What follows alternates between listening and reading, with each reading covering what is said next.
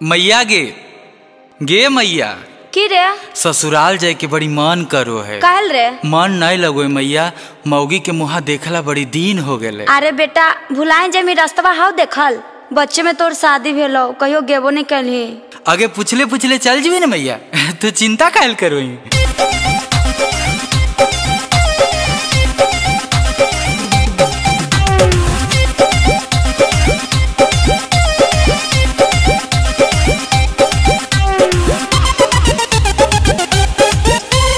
अरे यार इतना हड़बड़ में कहाँ जा रहे हो? ससुराल जा रहे हैं, ससुराल जा रहे हैं।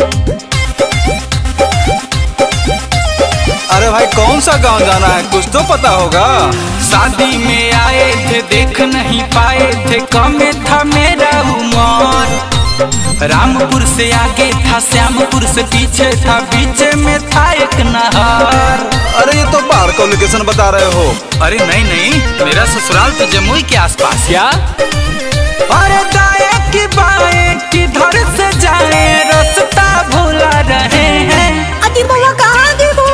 ससुराल जा रहे हैं, ससुराल जा रहे हैं, ससुराल जा रहे हैं, ससुराल जा रहे हैं। अच्छा तो बक्सावा में लेके कहाँ जा रहे हैं, तनी हम लोग को भी दिखाइएगा क्या? हाँ हाँ काहे ना।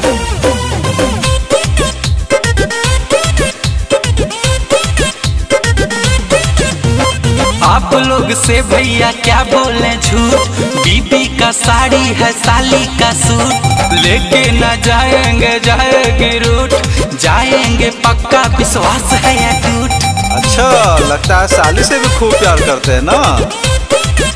अरे अमन यल बेला गुंजन सिंह मारू मजाक उड़ा रहे हैं। आगे बाबा कहाँ देबो बताओ ना। ससुराल जा रहे हैं, ससुराल जा रहे हैं, ससुराल जा रहे हैं, ससुराल जा रहे हैं। अरे अरे जीजा जी आप इधर, अरे ये क्या कर रहे हैं? चलिए अपना घर तो उधर है। चलिए चलिए। साली जी आप तो जवान हो गए, देखे जवाब को हैरान हो गए। चलिए अब हमसे भी होगा न भेंट, बीबी से मेरा करा दीजिए भेंट। अरे जल्दी बुलाइए हमसे मिलाइए, देर क्यों लगा रहे हैं? अरे बुलाइए ना।